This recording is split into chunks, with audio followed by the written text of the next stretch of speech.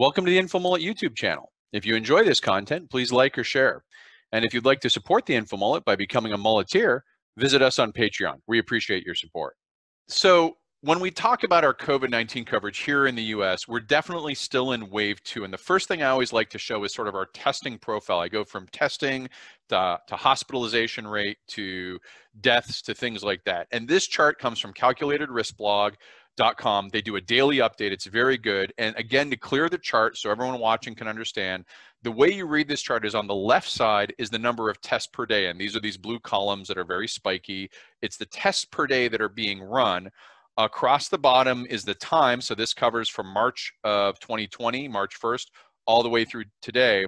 And on the red, on the right side, is the percentage of percent positive. Now, this is where I start whenever talking about COVID outbreaks, because this percent positive is a very useful number to understand the extent of the pandemic, of what we're seeing and not seeing. You can kind of think of this like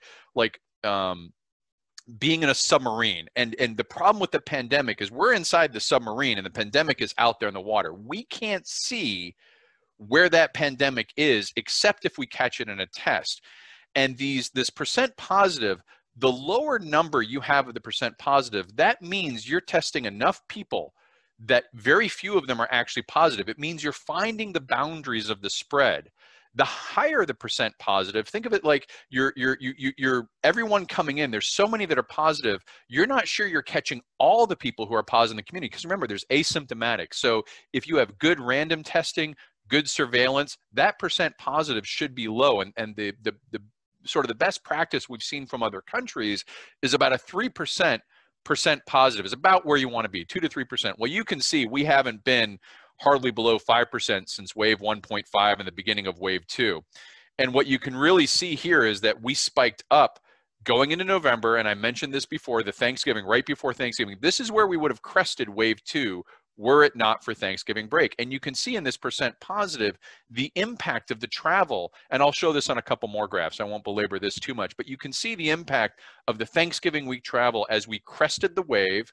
And these wave patterns, by the way, clear wave up and down, wave 1.5 up and down, second wave here.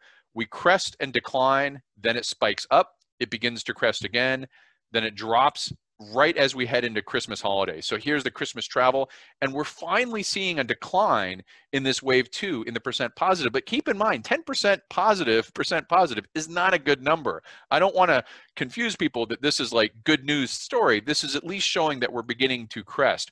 And this chart shows where we're at the 7-day moving average of cases and hospitalization. So as we go from positive tests, not everyone who's positive is going to need hospitalization. We now take a step further into the mortality wave. And again, to clear the chart, these are the absolute numbers now of people who have tested positive and who are being hospitalized. And you can see this wave pattern. When we talk about a wave is an increase to peak and then a drop to trough. That's one wave. And when you're talking about pandemics, these waves are categorized by that peak and trough formation. And you can see here the peak was reached, this is the April peak, and it goes down to a trough. Now, it doesn't go back down to zero. That's why I called this summer wave 1.5, because we failed to continue implementing the pandemic measures that we needed to. We allowed it to rekindle, and it sort of picked back up. But then look at this wave 2. This wave 2 is much larger than wave 1 or wave 1.5. And this is this pattern I've described before of an exploding oscillation. And an exploding oscillation is a specific pattern when you have these waves, but the peak of the second wave is higher than the peak of the first wave. The trough of the second wave is higher than the trough of the second wave, and sometimes the trough is higher than the peak. Now, this is a system dynamics method, these exploding oscillations, to look at these patterns, but you can see it here. Here's the peak in red, and you can see peak is the wave point 1. It's about the same. Trough is about the same. So we never get down to zero, but look at this peak, how much higher this wave 2 is, this exploding oscillation. That tells me that even as we approach our trough, let's say that we don't have fortunately, there's no more Thanksgiving or Christmas vacation scheduled where everyone goes on the road and gets each other infected. So hopefully we'll be able to crest this wave 2. But when you see an exploding oscillation like this, the trough is higher than the previous peak. We may have a trough in COVID that is higher than where we were at before in the summer, which is about where we were at when we started. And that is why the forecast is still very negative for what's going on in 2021 in the immediate future. And we'll get a bit more into the vaccines and things like that in the long run. So from hospitalizations lead to deaths. So you get COVID, you show up in a positive test, you could be asymptomatic, you could be mild, you could be like I got it. I had a moderate case. I was in the hospital for 5 days. But if you have a severe or critical case, you may end up in a very dangerous situation. And so we progress along this mortality curve and we have this death. Now, this chart I've been tracking since March, the daily death rates. And the daily deaths here are across the left is the y-axis is the absolute numbers of deaths. Again, those blue columns is every single day.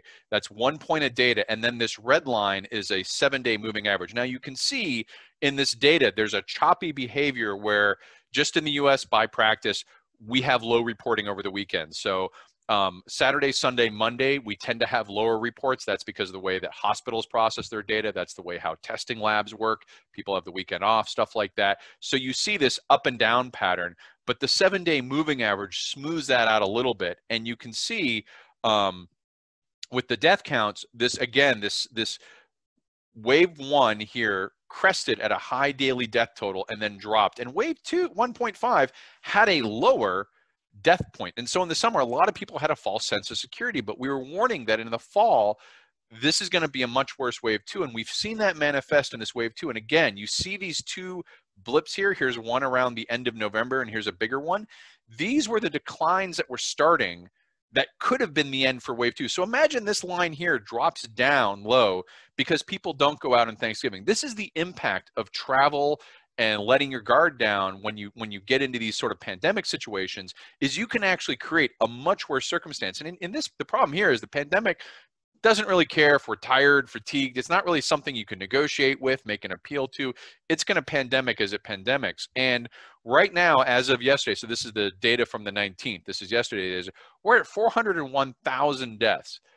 And that's a gigantic number. It's a number it's hard to fathom because this is not even a full year. If you think about it, this really kicked off here in late March, where we started getting the highs here. This is the 30th of March. So this is really the month of April. We won't be a full year on this chart until we get to pretty much March 30th again. So we still have 2 or 3 months left of what I would call the first full year at full run of COVID-19. And for those who have been following, I track this death against some estimates we made back in March, early March. When I was tracking this, we made some forecasts, and we used the InfoMullet forecast, and we used some from the University of Washington, the IMHE model, and we put both of them in. Now, the point of forecasts, it's not a prediction that you change every time new data comes in. With a forecast, you're making a forecast at a point in time, you make a spread of forecasts, you describe the different contingencies under which those arise, and then you see how it results so that you can compare how you're doing against your forecast. Now, you can see these forecasts here, and there's a bunch of lines here. The brown ones are the low, medium, and high for the University of Washington estimate.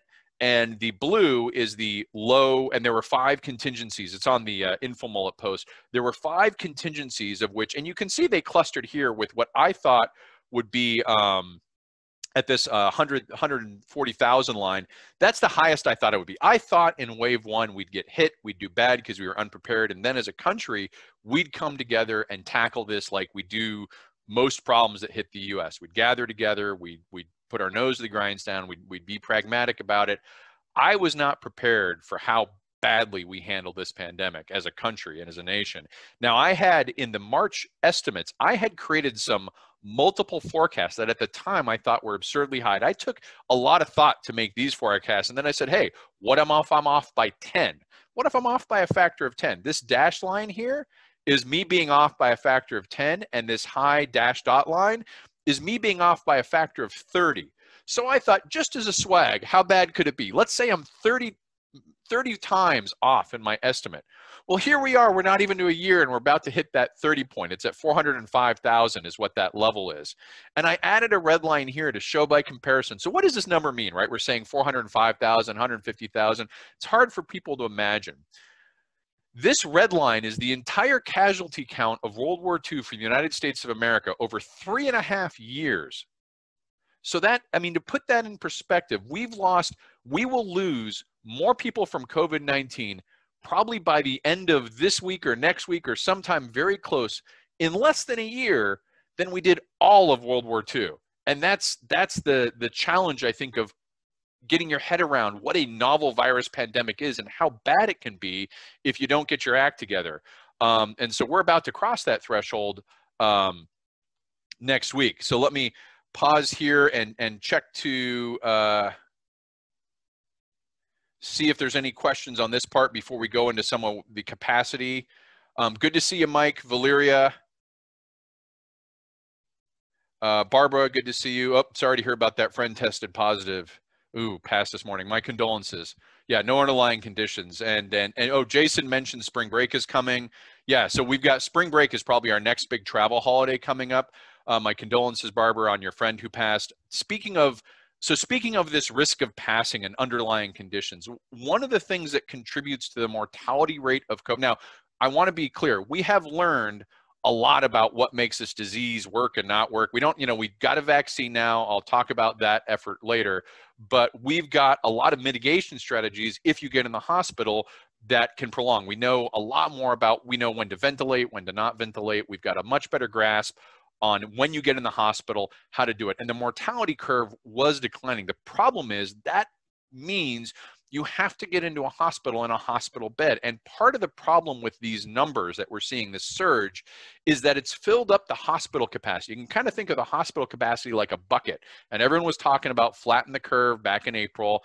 And we created all this spare capacity. And it ended up being that we didn't, except in some, like the super spreader event in New York City, the sort of East New Jersey, New York area, some of these are in sort of long-term care facility for elders. In localized areas, we broke the curve and we suffered for it. But we had sufficient hospital capacity in wave 1. In wave 2, that hospital capacity is running out and has run out. So this is from Health and Human Services. This is their data. And this shows the percentage of ICU beds. Now, normally you can state this, and when you're looking at hospital data, you can state this as, well, how many hospital beds are available, how many ICU beds are available. Usually there's about 80% hospital beds are full, 70 to 80%, and probably only 50% of ICU beds are full. I just went with the ICU beds because that's how bad we are. You can see here that we are really at capacity all over the nation. And this is how wave 2 is different than previous waves. In wave 1, it hit the Northeast, the Southwest, the Northwest, and that created a perception in other parts of the country. This is a New York problem. This is a Washington problem. It's not an us problem. Then in wave 1.5, it shifted from those regions down into the South, South Central, and they got hammered. But in the Midwest, they're like, we're small, we have less population, we're spread out. We have, Montana, North Central, North Dakota, Wyoming, those areas are like, we got a limited population. Well, then it bounced from the South Central up into those Midland, northern areas, and they just got absolutely hammered in the fall. And we found out that a pandemic does not care if your population seems to be spread out. If they all go to the same single store gas station and they go pick up their milk and their lottery tickets and their cigarettes, and that's that one gas station that's got the Quick Mart as well for that area, it doesn't matter if they're spread out all over the physical distance. It's those congregation points that end up becoming the spreading. And that's how we got hammered in the northern states. And now you can see our hospital capacity. This is yesterday's data.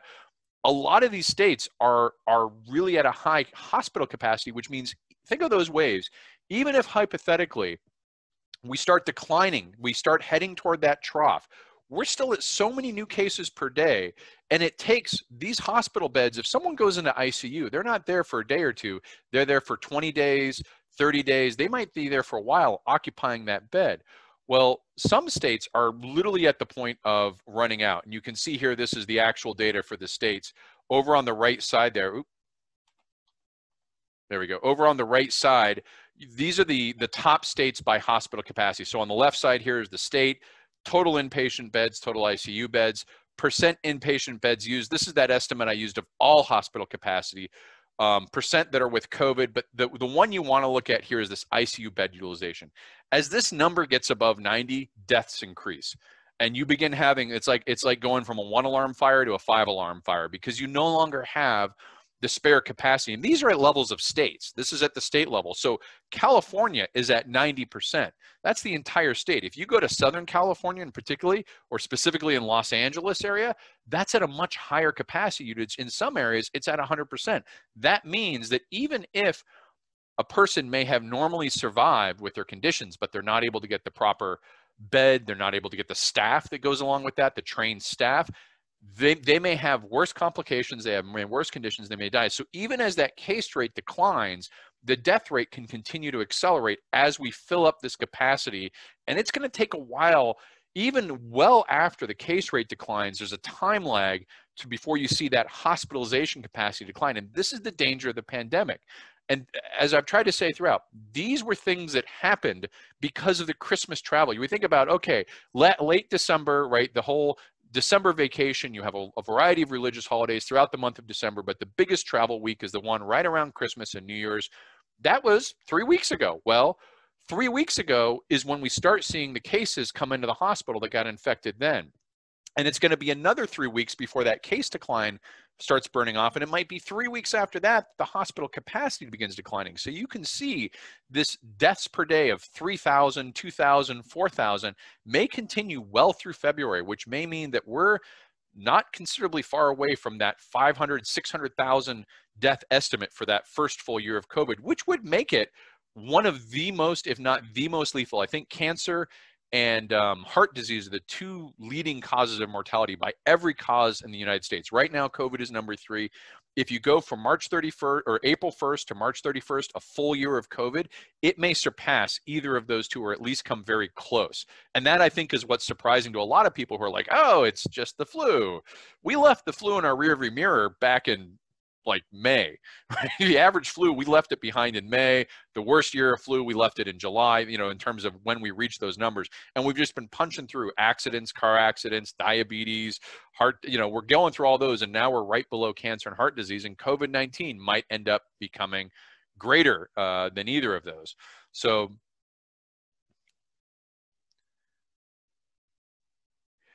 yeah, Jan, you're talking about other countries. We're going to get to that in a second when we do the international. So Jan, hold that thought. Good thought. Good to see you. Lindsay reporting from San Diego right now. Hospitalization capacity is 97 to 100% ICU beds are used. So that's the problem, is as that capacity goes up, we simply don't have the spare means to take care of the people who need to be taken care of. And that is a real problem. So what I want to do right now is go over to look at the actual looking at how I know that whether we're cresting or not. So I'm going to switch over to our world and data, which is one of the live charts.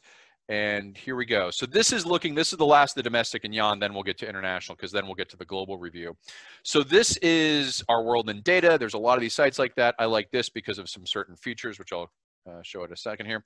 All right, so again, to clear the chart here, we have, this is now United States only. You can plot it against any other country if you want. These are confirmed cases on a 7-day rolling average per million people. So when you see my data later, I do per 100,000, because where I work in crime and violence, we tend to do per 100,000, not per million. This group does per million, so keep that in mind. But what it's basically giving you is a normalized rate of confirmed cases. And this is simply similar to what you already saw in the chart. But what I look at here, when we talk about how do we know a wave is cresting or not, it's not the number of cases, it's the rate of change in the cases. So if those of you who are studying calculus in Mr. Stafford's 10th grade geography class, when you're studying calculus, pandemics are written in the language of calculus, right? So when you wonder, like, where am I going to ever use this calculus math? It is used all the time in calculating these pandemics. The kind of simulations I work for, these rates of change are the differential equation, or you can do it, with an integral if you want to as well. But it's basically, what is the rate of change on this? And as we switch to that, what we see here is, so first of all, one reason I like this chart is because rates of change are relative on the base of the number you had. So when you had a low number, at January here, you had this massive spike of rate of change of 70,000%. That was a super spreader event in the New York time, from when we went from 0 effectively, or a couple hundred, to tens of thousands. So that, and when you're looking at these charts, this is the key when you look at dynamic charts.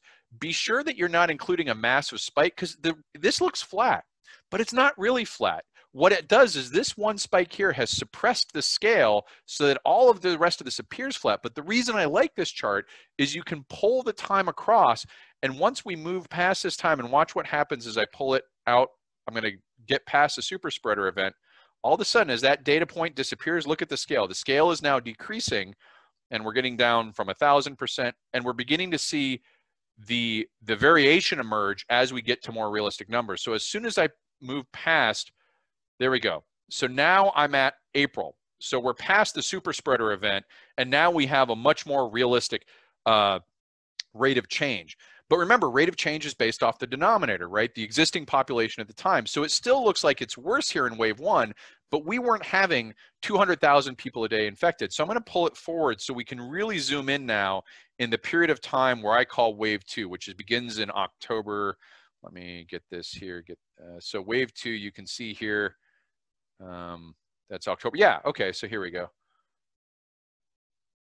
You can see this rate of change here. So what you've got, when it's going down and it gets negative, that means that think of it like a car, right? As you're accelerating, your speed is going up. If you let off the accelerator, your speed may decline, but you're still going fast. So a negative rate of change is a reduction in speed, but it doesn't mean you're not going fast. And you can see these patterns here now, where you can see the declines that we could have had, but you can see them reverse as we go into holiday periods and things like that. And again, this data is a little bit lagged, but this is why I look at this. So right now, this latest spike here, and that spike is kind of an odd number, an outlier. You got to be careful. Sometimes reporting data comes in and you see a spike. But generally, this tells me that we're actually in a potential decline period, but we've been in this back and forth where we decline and go up, we decline and go up, and it's because of those breaks. So if this continues, the rate of change continues, that car is decelerating, its speed reducing, we still need to get it below, we're at 90 miles an hour, we still need to get it below 55. So it's still got to decelerate more, but if this continues, this is the leading indicator that we've crested the wave. You won't see the wave crest in other numbers until a time lag, but you'll see it first here, which is why I use this kind of data. So pause there for questions before we go international. Yeah, John, calculus bro there. Calculus is used in everything that makes your life function. Don't even get me started on a statistics versus calculus fight, because I will go on for hours how statistics is like blasters and stormtroopers. You can throw all the statistics you want at something, you're not going to hit anything. Calculus is like a lightsaber, very elegant, very sophisticated for the experienced. Thanks for watching the video. Hope you enjoyed it. If you'd like to follow the Info Mullet, visit us on Facebook or Twitter. And if you'd like notifications when we post new video content, click on the red subscribe button below the video. If you've ever wanted to become a mulleteer and support the Info Mullet, visit us on Patreon. We appreciate the support.